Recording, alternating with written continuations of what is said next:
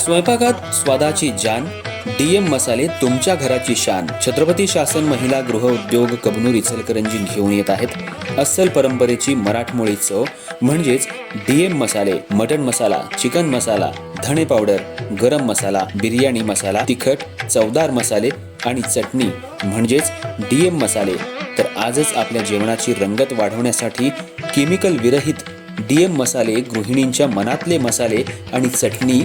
अवश्य वापरा. डीएम मसाले महिला बचत गटाद्वारे करणारे स्वच्छ माफक दरामध्ये म्हणजेच डीएम मसाले. संपर्क दिव्याताई मगदूम, मोबाईल 91 30 80 22 55.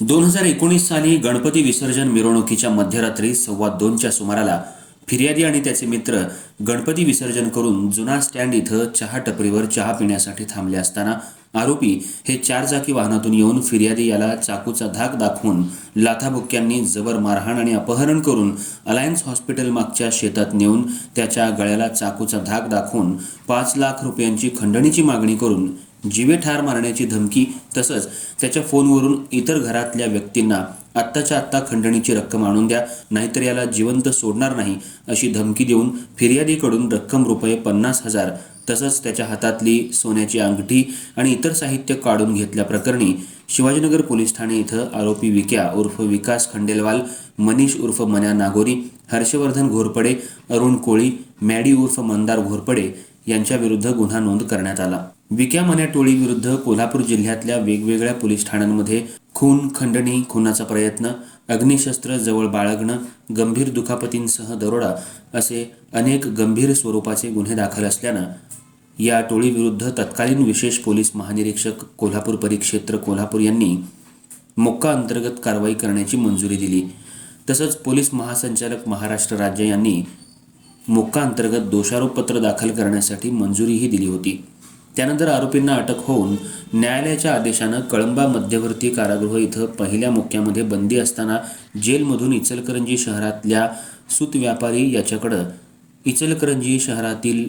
टोळीत सक्रिय असलेले इतर सदस्य यांच्याद्वारे बेकायदेशीररित्या फोनद्वारे संपर्क करून मोक्कातील जामीन कामी पैसे तसंच गांजा, मोबाईल, पेनड्राईव्ह आणि इतर साहित्य खरेदी करण्यासाठी 25,000 रुपयांची खंडणीची रक्कम मागितली.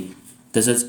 सदरची खंडणी रक्कम न दिल्यास इचलकरंजीतील तुझा व्यवसाय बंद करू, तुला जिवंत सोडणार नाही अशी धमकी देऊन पुन्हा दहशत निर्माण करून फिर्यादीकडून खंडणीची रक्कम वसूल करून त्या पैशातून कळंबा मध्यवर्ती कारागृह इथं टोळीतील इतर गुन्हेगारांनी बेकायदेशीररित्या गांजा, मोबाईल फोन, पेनड्राईव्ह, चार्जिंग साहित्य, सिम कार्ड, कारागृहाच्या सुरक्षेला धोका निर्माण केल्याप्रकरणी 2021 मध्ये दुसरा गुन्हा विक्या मन्या टोळीतल्या आरोपी विक्या उर्फ विकास खंडेलवाल, भीमा उर्फ भीष्मा चव्हाण, मनीष नागोरी, शकील गवंडी आणि इतर आरोपींविरुद्ध शिवाजीनगर पोलीस ठाणे इथं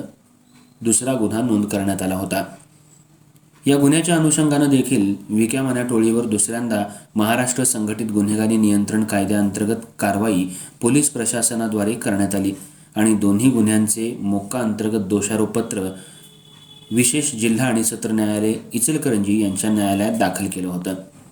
दोन्ही केसच्या सुनावणी वेळी सरकारी पक्षातर्फे फिर्यादी, प्रत्यक्षदर्शी साक्षीदार, सरकारी पंच साक्षीदार, गुन्हा दाखल करणारे ठाणे अंमलदार, आरोपींची ओळख परेड तपासणारे तहसीलदार, उपविभागीय तपासी अधिकारी, अप्पर पोलीस अधीक्षक तसंच मोक्का कायद्याअंतर्गत मंजुरी देणारे विशेष पोलीस महासंचालक तसंच इतर वरिष्ठ पोलीस अधिकारी यांच्या महत्त्वाच्या साक्षी जबाब न्यायालयासमक्ष नोंदवण्यात आले.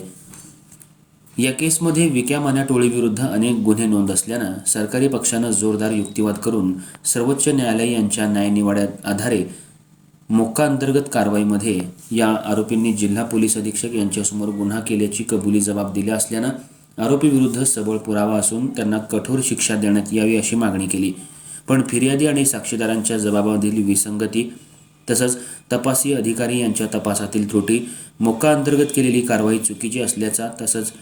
आरोपींनी गुन्ह्यातून स्थावर अथवा जंगम मालमत्ता मिळवली नसल्याबाबत आणि त्याच्या पुष्टीकरणासाठी उच्च न्यायालय आणि सर्वोच्च न्यायालयाचे दाखले देऊन आरोपींच्या वतीनं न्यायालयात सक्षमपणे युक्तिवाद करण्यात आला.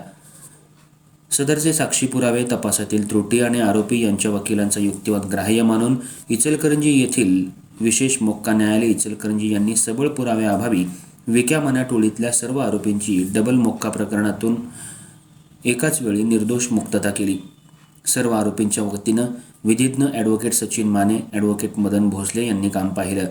पश्चिम महाराष्ट्रात पहिल्यांदाच डबल मोक्का प्रकरणातल्या सर्व आरोपींची एकाच वेळी निर्दोष मुक्तता होण्याची ही पहिलीच वेळ असल्यानं हे प्रकरण संपूर्ण राज्यात चर्चेचा विषय झाला आहे.